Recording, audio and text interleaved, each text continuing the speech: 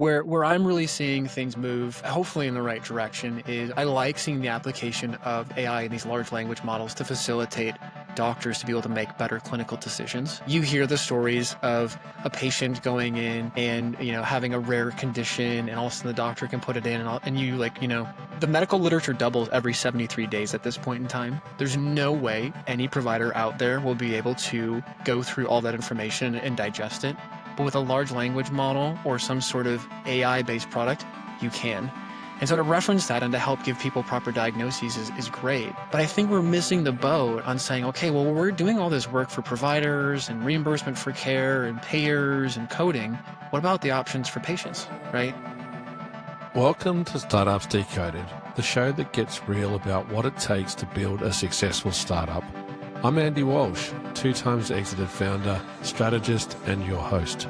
Each week I talk with top founders, investors, and operators to unpack the plays that drive real traction, not just headlines. If you're building something bold, this is where you'll get the honest insights to scale with clarity and confidence. Let's keep growing together. Hit subscribe and share with your community. It would mean the world to me.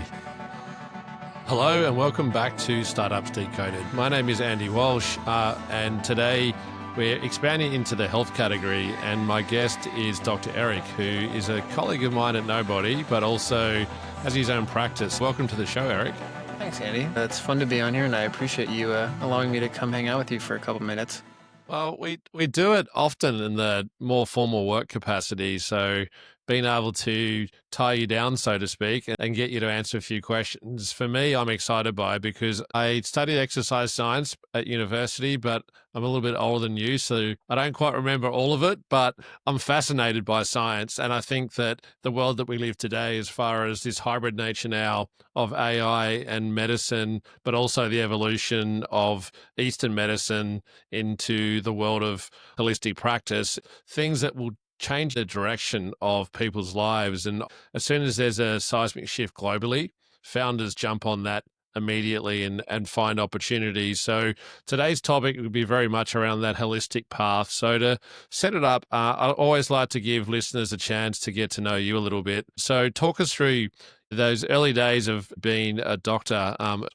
Yeah, well, it's always interesting when people ask me the question of like kind of where I started to where I ended up, because I don't really feel as though like I chose healthcare. It kind of chose me, right? So, I was, a patient first before I became a doctor. And now in the later parts of, my journey, we'll say, for the lack of a better term, because I know I look like I'm 15 still. So like people are going to ask, like, how old is this guy actually?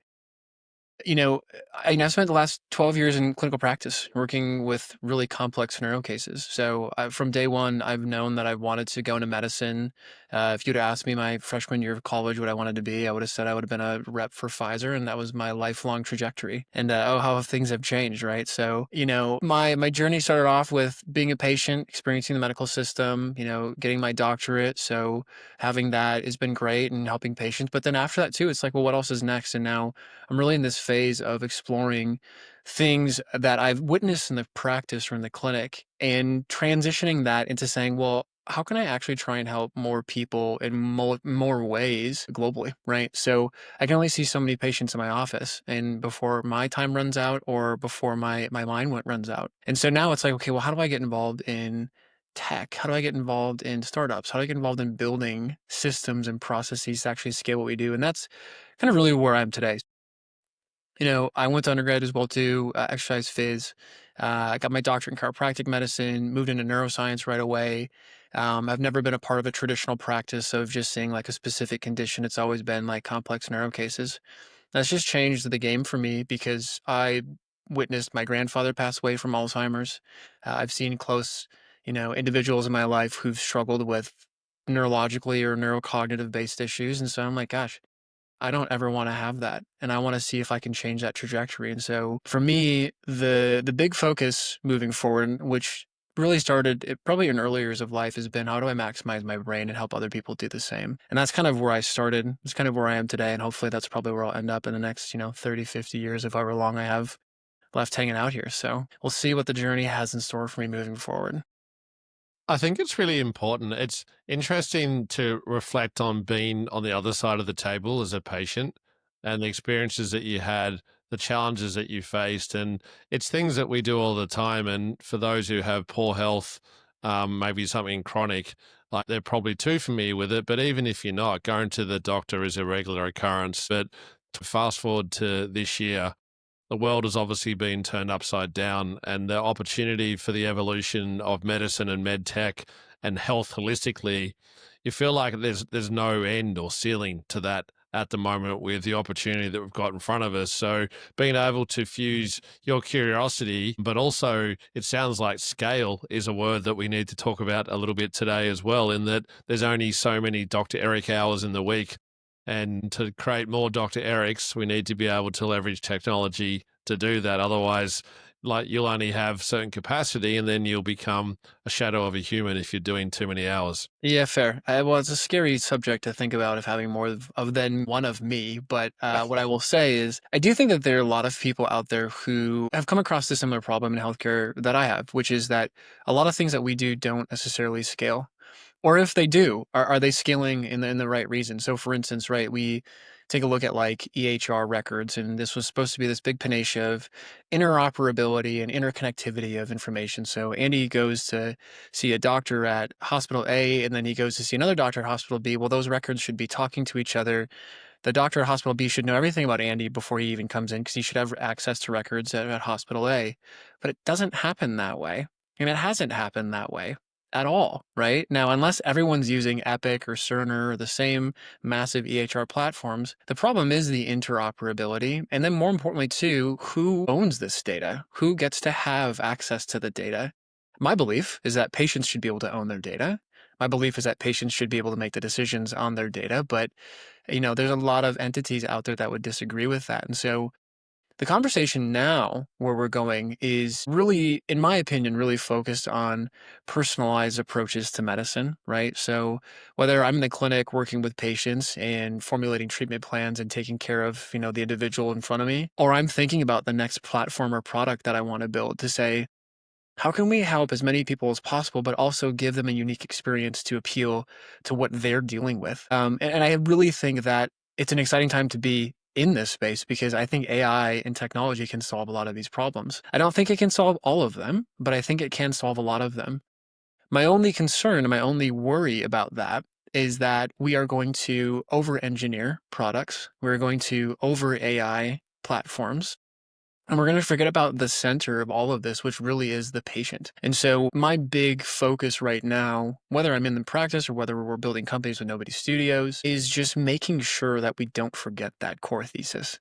The people are the ones that matter the most. And I also have to make sure that whatever we build is something that people want, right? So, there's a mix between, Ford talking about, if we would ask people what they would have wanted back then, they would have wanted a faster horse. And here he goes and built the Model T, right? So I'm aware of that. But at the same time as well, we also have to make sure that what we're doing is advancing people's ability to improve their quality of life. And that to me is just a core fundamental belief, both clinically and then also too in the startup space. I think there's a lot of people out there who resonate with that. I have yet to see it really gain mass attention or attraction on this level that I think we should be at this point in time. And going back to one of the first points you mentioned there, as far as the decentralization of information and data, so fragmented as far as where your records are held. And there should be a really simple way to track everything that you do and measure and test. And you start to observe patterns, and that data analysis can happen by itself. So it's just active and ongoing all the time. So as your body changes, then this information is transported across into a central system. So whether you live in Washington or whether you're living down in Florida, your information travels with you wherever you go. And that seems like an obvious solution to a much bigger problem, because that then also impacts public health. It goes into health insurance. There's so many factors that play into that. And the more disconnected it is, it feels like the more expensive it gets too. So there's so many flow-on effects of that limit and ceiling that's been in place for a long time here. Well, we've been aware of these problems for quite some time, right? And unfortunately, in healthcare, it's not something where you can just throw money at and say, here, this is going to get solved, right? If that was the case, we would have had this solved decades ago. So, where I think things are going to move is, you're going to see a lot more focus on continued prevention. I think that inherently COVID shoved that to the forefront, and I think it makes a lot of sense as to why. When you take a look, especially the United States compared to other countries, I mean, people are living longer in the US, but they're living longer with chronic conditions, which burdens our healthcare system and supply. A lot of the major issues that we run into healthcare is spending so much money on reactive procedures and protocols that maybe aren't also advancing quality of life, and or they're so reactive that it's far too late to actually make a large difference for that person. So I think prevention is key. I think it always has been, and I think we've just been a bit naive to think we can take a tablet or go see a specific type of doctor to negate any of the things that we do to our brains and bodies on a daily basis. I'm really keenly focused right now on finding ways to help people help themselves. And that's not saying that you should never see a doctor or that you should be able to have it all figured out by yourself, because as a patient, you should just be a really good patient. But it's our job as doctors to educate and inform patients. A doctor comes from the Latin root docere, meaning to teach or teacher. And I don't see many doctors teaching their patients or empowering their patients to really understand why doctors are asking them to do specific things. So I think that there's a unique marriage there. I think that, when we move away from these large language models, I see a day where there's almost like a personal physiologic, like body based model set for each one of us. So my Apple Watch is collecting data on me right now. My Aura Ring is collecting data on me right now. My Apple phone is collecting data on me right now. And I promise this is not an Apple advert, but what I'm going to tell you is there's data out there, and there's information in that data that could be used to give me personalized insights about my health, my body, my mind, my sleep, my energy. And I really think that those things excite me because technology can solve that. I think we're already maximizing and opportunizing habits that people have. And there's no reason why those companies can't get built or won't get built. I just want to be a part of that journey because I think that excites me. And I think it can solve a lot of problems we're currently facing in healthcare. From me, and I'm obviously not close to it, I look at something like a Zempic. And that became like a huge thing through COVID and a bunch of Hollywood people doing it. And Western medicine is great at doing the band aid solution of giving you medication to mask the symptoms rather than deal with the source. And I don't want to go too deep on that today, but I think what you're talking about is that information is power, right? So the more you know about yourself, what your baseline is, your health passport of sorts. So we're all unique. We all have our markers. How do you measure variance and how does technology then empower you? And I've read things about implants in blood that is basically a microchip that allows to actively testing and can monitor changes in blood levels and Uh-huh. certain things to be proactive in identify something that may spike slightly that's a flag that needs to be investigated. So that kind of technology obviously is amazing for longevity, but I feel like that until one, that the right people are asking the right questions to get that information, and two, the technology exists to be able to pair those two up, then we're not going to move forward. So I think that that feels like where we're at. But if you read the press today, they feel like there's a lot of startups and a lot of change happening in world of medical and med tech holistically. And I'd love to throw back to you, like some of the things that you're seeing as far as trends. And we talked at the start about East versus West and that holistic approach. Like that's a whole topic in itself, probably, but we Uh-huh. could even start there. What's happening in that space? Well, I'm really seeing a lot of integration. I think an integrative approach to care is something that we have talked a lot about, but we haven't really mastered or put into practice. And all I'm saying is, listen, every single doctor, every single aspect of healthcare is there for a reason, right? So, if you go and like sever an artery in your arm, you shouldn't go see a physical therapist, right? If you go and get into a really severe accident, like you should be in an ER and being triaged in some way, shape, or form by the right care team. But the problem that I think that we're running into is that for a lot of individuals, they're only being provided specific subsets of options, right? So, we can battle all day, Eastern, Western medicine, what that looks like. I don't think there ever really should be a line. I think it's absolutely amazing what the pharmaceutical industry has been able to do with producing chemicals that can literally change your brain and change your body, right? Like to think that you could have a dose of morphine when someone's doing a root canal in your mouth and you don't feel anything is amazing. Like that is absolutely without a doubt a miracle. But that's not the only option that we can give people when they're in pain, right? And so for me, what drives me is just when we look at understanding the human brain, it opens up so many opportunities. And it really helps us understand why so many aspects of medicine work or how we think that they work, right? So I'll give you an example, right? Every great study has a double blind, placebo controlled variant. And the reason for that is that your beliefs are really powerful in changing the effects of how medicines work or don't work. There's a reason for that. And we've known about that for decades. But I don't think people really understand the magnitude of what that actually means. If I could tell you that, Andy, I was giving you a sugar pill, and the sugar pill would raise your testosterone by a specific amount of points, and it did, well, it wasn't the pill. It was your belief that the pill was working on your behalf, and you metabolically, neurologically, and hormonally actually generated that change in your body. If you just think about that magnitude for a second, it's absolutely amazing that you are able to do that, right? Now you thought you took a pill that was going to do that, but you didn't, right? And so exciting for me is combining the neurology and the neuroscience with tech and finding ways to help people hack their brains and their physiology to improve their quality of life. And I don't think it's Eastern or Western. I think it's a yes and conversation.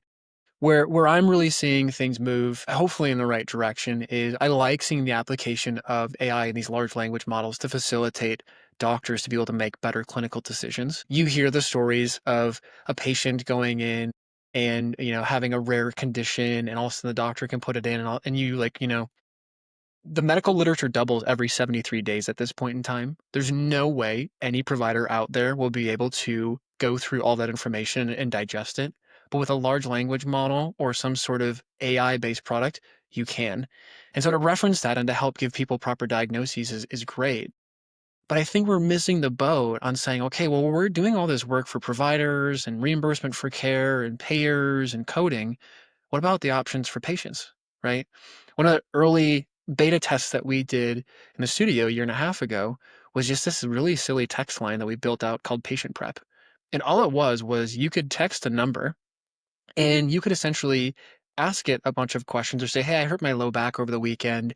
Yeah, this was bothering me. Like, I'm going to see my GP in a week. Like, what are questions I should ask my GP while I'm in there? And it wouldn't give you a diagnosis, wouldn't give you a treatment plan. It would say, hey, here are 5 or 10 questions for you to get answers to. Because fundamentally, most patients don't have the baseline knowledge to even ask a question to get the actual answer that they're looking for.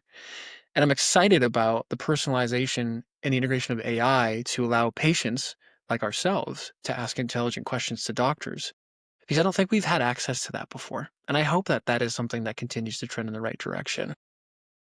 Really interesting insight. And what I see, it's almost creating a universal language where through technology, you're both able to understand the spot where one person says something. Because the other factor there too, if anyone who's experiencing symptoms and they're stressed, it's really hard to take in information of what a doctor is saying to you Uh-huh. in that moment in time too. So being able to have that human connection, which is always going to be important from a medical standpoint, as far as evolution and where we're at now as human beings. Maybe in the future, people may get used to machines of some kind being that person for you.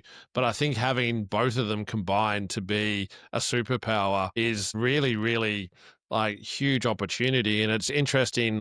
I wasn't intended to be a clean segue, but there's a company called Superpower who's a health tech company, and they're looking at that first global company to be a proactive health marker for you to be able to have your own passport, understand your health, and track those things as you go. And they just raised 30 million recently. And that kind of advancement where you're combining data, but also with the personal practitioner, it feels like that's going to be the sweet spot moving forward. I really do believe that. I find it so interesting that most people, when asked about their weight, they can tell you at least a ballpark general sense of like what that is for them, right? If I was like, "Hey, Andy, do you know like what your credit score is?" Like you got a general sense or understanding of like what that looks like. But if I asked you, I was like, Andy, what's your vitamin D status? You get blank stares, right? Well, we know vitamin D is one of the most important hormones because it's not really a vitamin, it's actually a hormone that can help with bone density formation. It can help with cognitive processing, controlling inflammation, regulating your immune system. There's so much rife data and literature on this.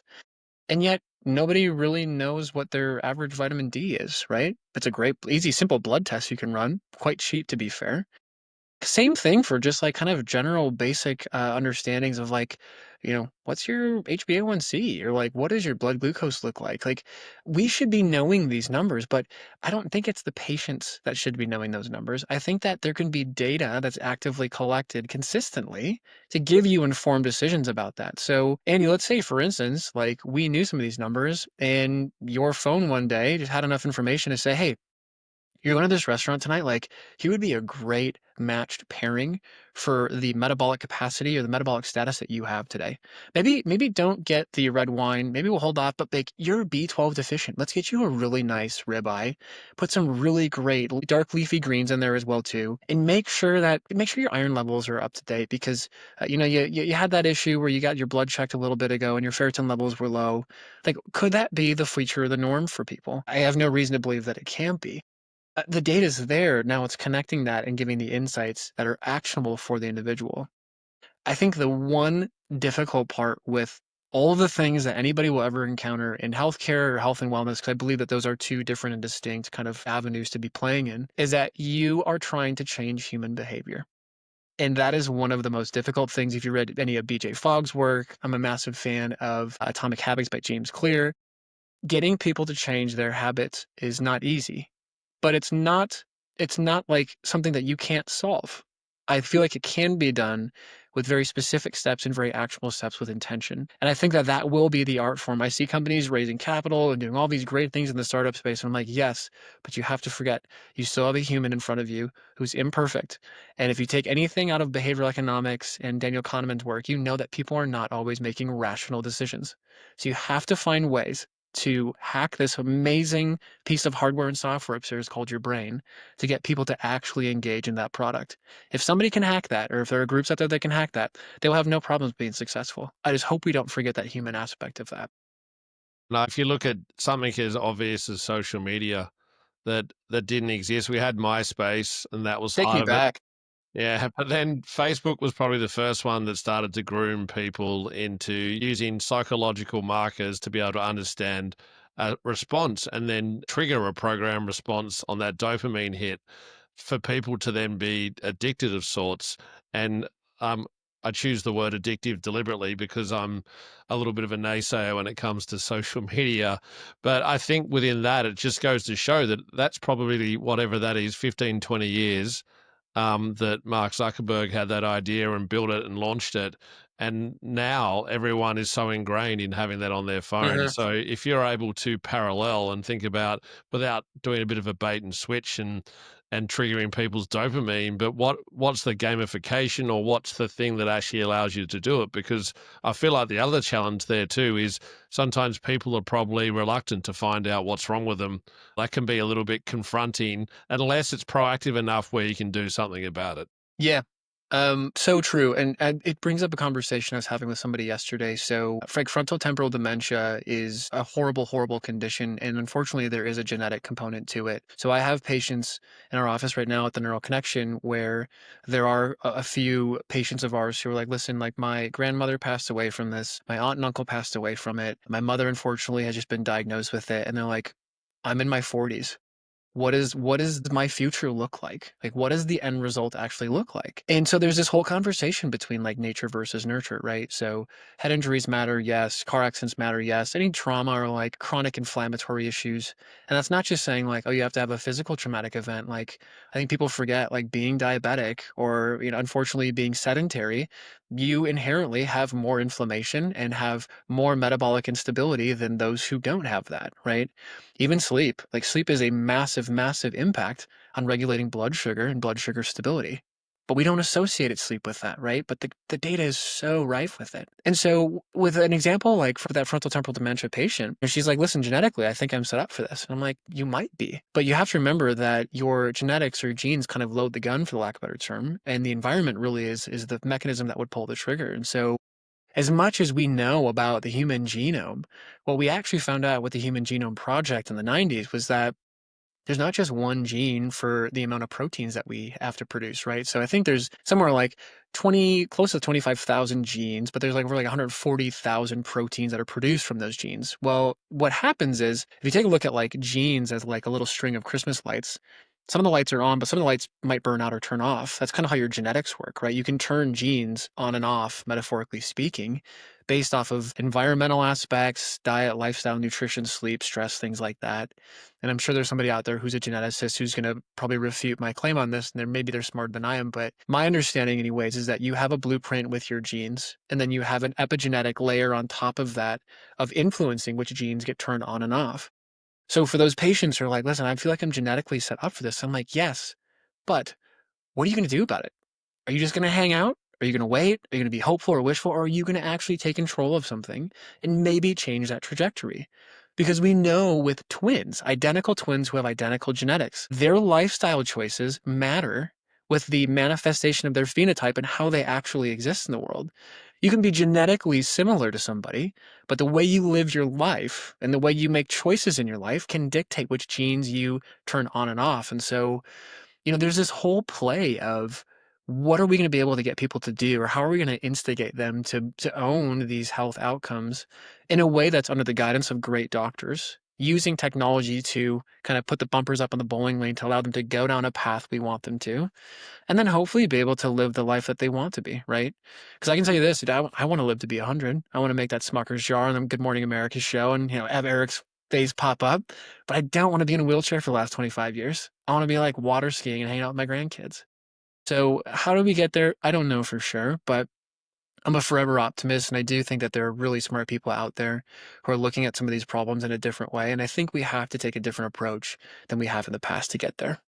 And I remember doing a literature or many literature reviews on research projects back at university. And I'd look at 20, 50 articles and trying to glean a consensus across different research projects, etc., and writing reports on that. And if you think about that process, I would have spent hours, days, weeks doing that sometimes. The ability to do that now instantly is just a small example Uh-huh. about how we can learn. And you gave the example around a patient doctor relationship and being able to distill down information, cross check with the latest research. So the doctor doesn't have the burden of having to read 50 research articles every week to stay up to date with what's actually happening. Like there's just simple, tangible examples that we do, but I see an opportunity, and it may even be a business idea out there for someone to grab hold of. It's how do you actually build a community of people who are interested enough to learn and input their own data and actually get proactive notifications, etc. And you see One Medical, which has been picked up by Amazon, and they'll go heavily into the data side of it and already know a lot about you. And that feels like the direction that they're going is this super app to be able to have a one-stop destination where you can get new plates for your car, buy a collar for your dog, and then also check your blood glucose levels as well, all wrapped up in. And I think the consumers though need to contribute, right? You need to be actively leaning in, and that creates that point. So you touched on it before. As far as the central place and whether it is EHR where all your information is held, do you think that having that centralized would create a whole new opportunity and category for businesses to build around that data to empower medical holistically? I think if we were able to aggregate that data, I think we would be able to make better informed decisions, even more precise decisions for specific populations. 'Cause I think that the data is so dysregulated and so disparate between so many different entities, right? So hospital systems, traditionally speaking, have no reason to ever want to tell anybody about their data or disperse their data because that data is valuable for them. If I have your hospital record, Andy, I don't want you to go to any other hospital but to mine because you, unfortunately, are a consumer. You're also a product and you're also spending money there that I can bill to an insurance company, right? So there's value there. And hospital systems have a very, very difficult process because their margins are super slim. A majority of hospitals are actually in the red, and they run in the red for quite some time. It's a very difficult system to get in. And so it's like, is it the insurance companies? Well, let's talk about the insurance companies. I mean, UHG is making news right now. There's a lot of turmoil in the markets. There's a lot of conversations going on. I mean, they're trying to just say, listen, we're trying to hedge our bet and we're trying to see if we can actually help take care of the people who are really, really, really sick by taking care and making sure that people who are quite healthy can kind of maybe push it forward and pay it forward a little bit, right? So I don't know if it's them. And people go and they're like, well, let's look at pharma and let's, how are they gouging us with these prices? Do you know how much money pharmaceutical companies have to spend to actually bring a product to market? I mean, it is in the millions, hundreds of millions, if not billions of dollars at this point. Can AI maybe accelerate those processes and solve those problems a little bit quicker to save the consumer on that aspect? I believe that they can. And so I don't think it's one industry. I don't think it's, black versus white or left versus right or anything like that. I really think that now is kind of a call of arms to say, listen, now it's time to really work together. It's time to integrate the conversations, the information that we all have. And it's kind of like having an idea, right? If you're a first time founder, you're going to hoard your idea and you're not going to tell anybody because you're so scared that people are going to like take it and run with it. A second, third time founder is just telling everybody every single idea that they've ever had because they know how hard it is to bring it to market, how hard it is to build it, how hard it is to build a business around it, and how slim of the margin it is for somebody else to beat them unless they're just intentionally aggressive with it. And I think that that's kind of where we need to get in healthcare is there's a lot of good ideas out there. Let's put them to market. Let's test it.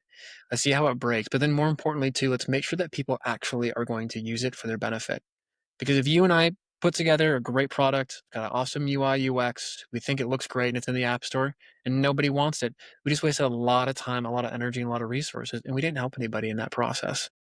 And I love what you said about the ideas. Ideas are worth nothing unless you can turn it into a successful business, and that's really hard to do. But in today's climate as well, I'm seeing a lot of competitors clutter categories because getting to market is faster and easier for a lot of people as well.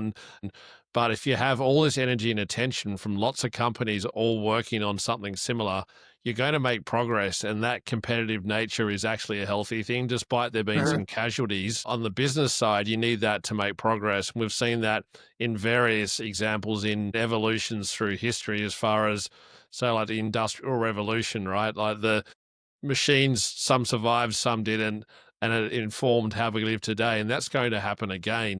So in the future, as far as things that you're thinking about now, from a business standpoint, like the longevity is something that we talked on before, and that feels like there's a proactive piece in that. So what sort of things are you seeing shift in that space to understand you as an individual and any changes in your body that you need to look at and identify ahead of time?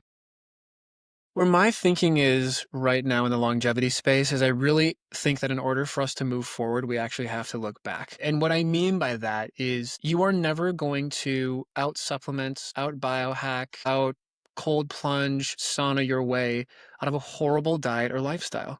There is just nothing that is going to replace you eating great foods, getting good sleep, managing your stress, staying hydrated, getting enough physical activity, which is literally one of the most powerful things that you can do structurally, neurologically, metabolically, emotionally to be able to help you like update your brain software.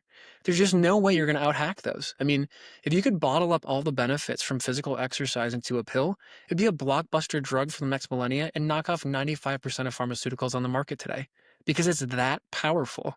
You just don't get any of the benefits of exercise by knowing it. You only get the benefits by doing it. And that's the hardest part is I think once we get people in a state where they at least have the basics down or at least enough of them to have that plateau, then I think we can start talking about, hey, what are these infusions doing? Do we think that this therapeutic benefit can hack this part of the genome to actually help expression and to promote accelerated healing? I'm a massive fan of things like looking into peptides and understanding how different therapeutics and senolytics can help us neurologically and structurally and from an inflammatory standpoint. I have a lot of belief in that. But if that's the case, then we still have to prevent in the earliest stages to have that impact and change that trajectory into the later stages. And so, I'm excited about this space because I think that there's a lot to be said about using science to advance the human condition. But what I'm going to tell you is that there are people living in these autonomous blue zones who have never taken a GLP-1. They've never taken BPC 157. They've never, gone and done cold plunges or saunas. They are in these states where they're living to be centenarians, to be over 100, and they're healthy, Some of them drink wine with their friends at night. They move their bodies. They've got quality relationships. They feel like they have value in society. And so, what are they doing that we maybe aren't in the Western model? That's where we start have to asking those questions, right? So, you don't need all of that. Maybe that will augment the things that we're looking for, but I think we really have to just make sure we're sticking to the basics in some capacity. And at that point, once we get there, then we can really start seeing the acceleration of all these other advancements that people are looking for. I just don't think we're ever going to out hack our human physiology that's been around for far longer than most of us have. Yeah, and the human evolution happens at such a slow rate, and now we've seen the advancement of technology. That void between human evolution and technology evolution is just getting further and further apart. And how we respond to that as human beings is one layer. But I hear you as far as the bigger picture, because we live in this world where it's very capitalist driven and everyone wants to make money. So you see things that get hype, and it could be a superfood or medication, things that is meant to improve your life. And I feel like that there's this behavior now where people feel like they can take shortcuts and they don't want to do the things that they know are better for them. And they'll just find ways to try and manage that in other ways rather than take holistic responsibility. Yeah, I see it all the time. I see it in my practice. I see it in the real world. I see it on all the forums, the newsletters that I get. And I don't blame people for wanting to have that. I know that there are a lot of people who do struggle with their weight, their exercise, their stress, like all those things. Those are very real things for people to experience.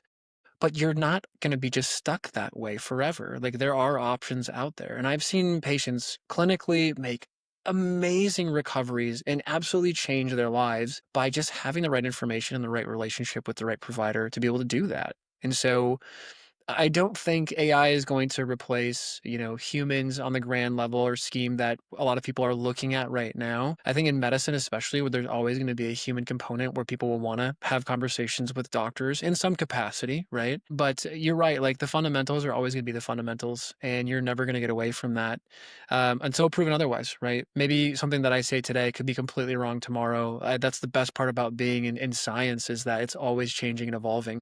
I mean, be grateful that we're no longer bloodletting and doing frontal lobotomies today, right? There's a bit of a humility that comes with this territory, and I think anybody who's willing to draw a line in the sand right away is really going to have a day where they're probably going to get their teeth kicked in, unfortunately. But I think that sometimes those changes instill opportunities for us to grow and learn, and I think that that's one of the best reasons and one of the reasons why I'm so hooked in this space is that there's just so much to consume and learn that I'll never be satisfied, and that's a great way to kind of live.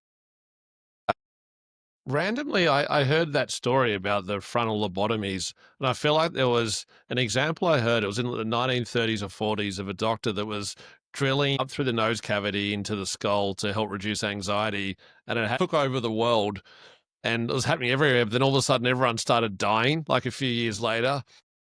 And like you see that happen, and people were trying things, and progress happened by experimentation. And there are always going to be people that had to volunteer in some capacity to do that. Where now you feel like you can probably model things in a better way to understand the consequences.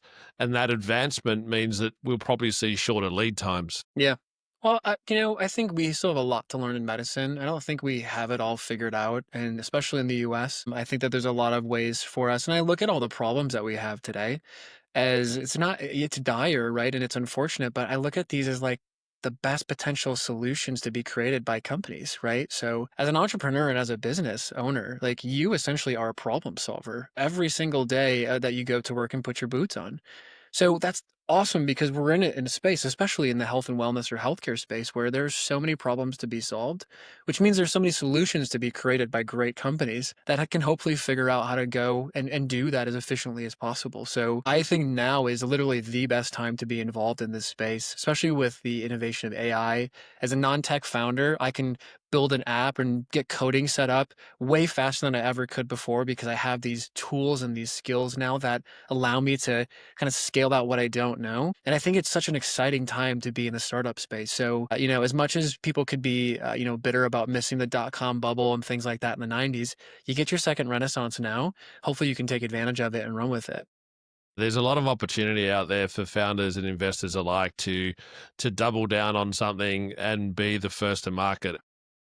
And medicine at large as far as certain drugs and treatments and side effects. And we all are very familiar with the TV commercials where there's an ad and then you get about 15 seconds of all the fine print being read out at the end. And for obvious reasons, because all that testing, there's things that come off the back of certain tests and the approvals. I've never put a drug through approvals before, but I assume that that process is lengthy in the testing. And my recent example would probably be through the pandemic and understanding a bit more around that process because it was headlines in news. I'd hate to speak out of school on that as well, but I find it just fascinating that we're in a time when all of these things are going to be interrogated and scrutinized because you've got founders who are looking for ways to create businesses that can change people's lives while they'll also create something that's sustainable for them. And I find that intersection really exciting. I think it's a super exciting time to be building in the startup space for so many reasons. I think one, people are so open to the fact that if you are an entrepreneur or a business owner, like people kind of get that now, right? I think the whole mentality about working in corporate or working for a major entity is kind of shifting. I don't mean that that's like a bad thing if you work in that space, but people are so open to the excitement of like being a part of a rocket ship that is starting off as a bottle rocket, right? It's a small, slow, iterative process that you actually get to have a responsibility and a part in helping build and shape and potentially help a lot of people in the process. I also think too, once again, like we're living in this Renaissance era with AI coming to fruition. And yes, for those who are like leaders in this space, like it's been going around since like the 60s and 50s with AI and looking at all of the intelligent things we've been doing with computing and mathematics. But now that we have a consumer facing product and a way to access it, it's going to explode. Now, there will be a lot of casualties from a business side where companies can come and go. And just like in the dot-com era, there'll be things where we're solving problems for today, but maybe that's not a problem that needs to be solved in the future because maybe that will get upended. And there's a lot of startups that have gotten unfortunately turned and burned a bit by just chat GPT coming to market, right? So but with that being said, there's so much opportunity and you won't know till you do it, right? So as Steve Jobs would say, you can only connect the dots going backwards. You just have to have conviction and belief and whatever you're focusing your time on, that is going to go. And the worst case scenario is you get a real world MBA and all the things that worked well and all the things that didn't, and you can take that with you anywhere you go to any other endeavor you want to pursue afterwards.